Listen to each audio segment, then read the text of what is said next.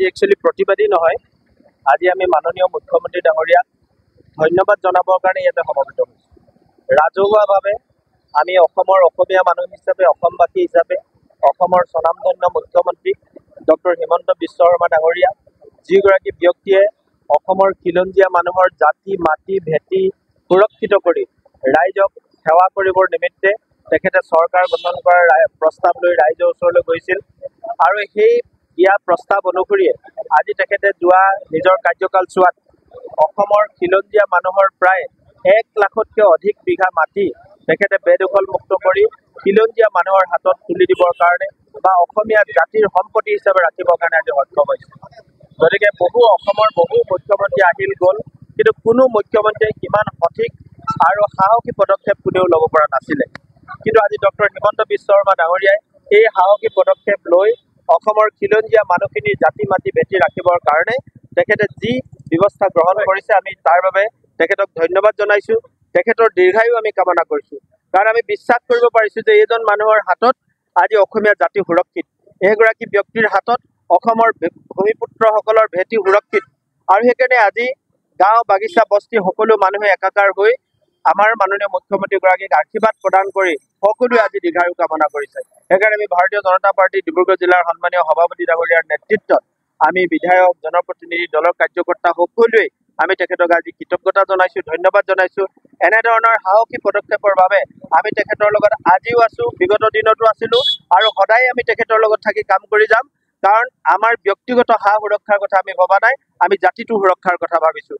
আমি অসমত বহুত মানুহ এনেকুৱা দেখিলোঁ, বহুত আন্দোলনকাৰী নেতাও দেখিলোঁ, যিসকলে আন্দোলনৰ নামত কেৱল নিজৰ ৰাজনৈতিক আসন আৰু অভিসন্ধি সুৰক্ষা কৰিবৰ কাৰণে তেখেতলোকে আন্দোলন কৰিলে। কিন্তু এইগৰাকী ব্যক্তিয়ে ৰাজপথত আন্দোলন কৰা নাই, তেখেতে কৰ্মৰ পথাৰত আন্দোলন কৰি অসমীয়া জাতিক সুৰক্ষিত কৰিবৰ কাৰণে, অসমৰ খিলঞ্জীয়া মানুহৰ ভেটি সুৰক্ষিত কৰিবৰ কাৰণে বেদখলকাৰীসকলক মুক্ত কৰি আজি অসমীয়া মানুহৰ মান ৰাখিছে।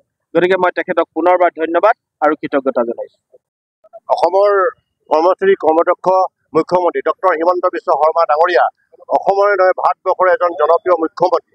ভাৰতবৰ্ষৰ ভিতৰত অসমক 5খন ৰাজ্যৰ ভিতৰত আগুৱাই লৈ যাবৰ কাৰণে দিনে ৰাইজে তেনে প্ৰয়াস কৰিছে আৰু তেখেতক প্ৰতিটো উন্নয়নৰ যাত্ৰাত আমি সকলোৱে আন্তৰিকতা ধন্যবাদ কৃতজ্ঞতা জ্ঞাপন কৰিব লাগিব। বিশেষভাৱে আমাৰ যিসকল লোকে জাতি ভেটি মাটি কৃষ্টি সুৰক্ষাৰ কথা শ্লোগান কৰি থাকে, ৰাস্তা টায়াৰ জ্বলায়, কিন্তু আমাৰ বিজেপি চৰকাৰ নেতৃত্বাধীন চৰকাৰখনে আজি আমাৰ মাননীয় মুখ্যমন্ত্ৰী ডক্টৰ হিমন্ত বিশ্ব শৰ্মা ডাঙৰীয়াই ইয়াৰ আচল মাটি ভেটি সুৰক্ষাৰ ক্ষেত্ৰত আজি 1,19,000 বিঘা মাটি অবৈধ বাংলাদেশী যিকি সন্দেহযুক্ত বাংলাদেশীৰ পৰা আজি উচ্ছেদ কৰি যি আমাক আই মাতৃক সুৰক্ষা কৰিলে, তাক এনে সুবক্ষণত ডিব্ৰুগড় জিলা সন্মানীয় সভাপতি দুলাল বৰাৰ নেতৃত্বত আমি এনেধৰণৰ আজি ধন্যবাদ কাৰ্যসূচীমূলক আজি এই অনুষ্ঠানত তেখেতক আন্তৰিক ধন্যবাদ কৃতজ্ঞতা জ্ঞাপন কৰিছোঁ। আগন্তুক দিনত তেখেতে আৰু শক্তি পাওক, মা কামাখ্যা আৰু শক্তি দিয়ক, তেখেতে এই সমাজখনক অসমৰ ৰাইজক সেৱা কৰিবৰ কাৰণে সদায় তেখেতে এনেধৰণে কৰি যাওক, তাকে ধন্যবাদ জনাইছোঁ। সন্মানীয় হিমন্ত বিশ্ব শৰ্মা ডাঙৰীয়াই PGR আৰু VGR মাটি বাংলাদেশী যিসকল দখল কৰি আছিল তেখেতলোকক মুক্ত কৰিবৰ কাৰণে যি এভেকশ্যন অৰ্ডাৰ উলিয়াইছে, আমি দেশৰ সকলো ৰাইজে আমি সমৰ্থন জনাইছোঁ। লগতে তেখেতে এতিয়ালৈকে 19,548 বিঘা মাটি ইতিমধ্যে 1,19,000 মাটি ইতিমধ্যেই মাননীয় মুখ্যমন্ত্ৰীয়ে যিসকল বেদখলকাৰীয়ে দখল কৰি আছিল ইতিমধ্যে মুক্ত কৰিছে।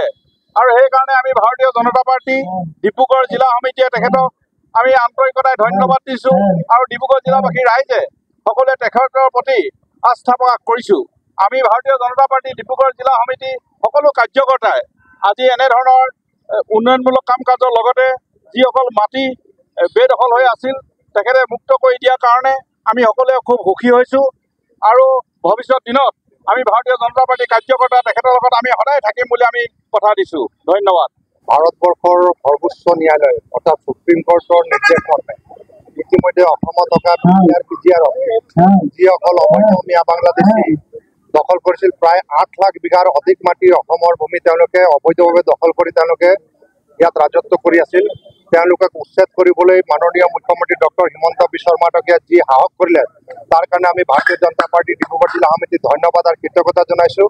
অসম আৰু অসমীয়াৰ প্ৰতি অসমৰ বায়ু পানী মাটিৰ সমৰ্পিত মনোভাৱেৰে কাম কৰা ভাৰতীয় জনতা পাৰ্টি মিত্ৰজোঁটৰ আমাৰ মুখ্যমন্ত্ৰী ডক্টৰ হিমন্ত বিশ্ব শৰ্মা ডাঙৰীয়া নিষ্ঠুৰ নিৰ্দয়ভাৱে আই অসমীক উদ্ধাৰ কৰিবৰ কাৰণে উঠি পৰি লাগিছে। ইতিমধ্যে প্ৰায় 1 লাখ অধিক বিঘা মাটি উচ্ছেদ কৰিবলৈ সমৰ্থ হৈছে। 2 অবৈধ মিয়া বাংলাদেশীৰ স্পক পাৰ্চনে যদিও মুখ্যমন্ত্ৰী ডাঙৰীয়াক বিভিন্ন ধৰণৰ সমালোচনা কৰিলেও ভাৰতীয় জনতা পাৰ্টি আৰু অসমৰ ৰাইজ সকলো জাতি জনগোষ্ঠী ভাষা ধৰ্মৰ ৰাইজ যি ভাৰতীয় ভাষা সংস্কৃতিক ভাল পায়, যি অসমীয়াক ভাল পায়, প্ৰত্যেকগৰাকী আজি মুক্ত স্বৰে তেওঁলোকে কৈছে যে মুখ্যমন্ত্ৰী হিমন্ত বিশ্ব শৰ্মা ডাঙৰীয়াই সৎ সাহস অসম আৰু অসমীয়াৰ প্ৰতি তেওঁ যি দায়িত্ব পালন কৰিছে আমি ধন্যবাদ জনাইছোঁ। আৰু লগত আছোঁ আজি ডিব্ৰুগড় জিলা সমিতি বিজেপিৰ উদ্যোগত আমি ধন্যবাদৰ বাবে ইয়াত একত্ৰিত হৈছোঁ। আৰু আমাৰ জিলা সভাপতি দুলাল বৰাৰ নেতৃত্বত আজি ধন্যবাদ সূচক কাৰ্যসূচীত আমি অংশগ্ৰহণ কৰিছোঁ। আৰু মই ভাবোঁ এগৰাকী ভাৰতীয় এগৰাকী অসমীয়া হিচাপে ৰাজনীতি পথাৰ যিয়েই নহওক, কিন্তু আই অসমীৰ মাটি, আই অসমীক সন্মান, আই অসমীক অস্তিত্ব ৰক্ষা কৰাটো আমাৰ দায়িত্ব। এই দায়িত্ব পালন কৰাটো আমাৰ সহযোগ থাকিব।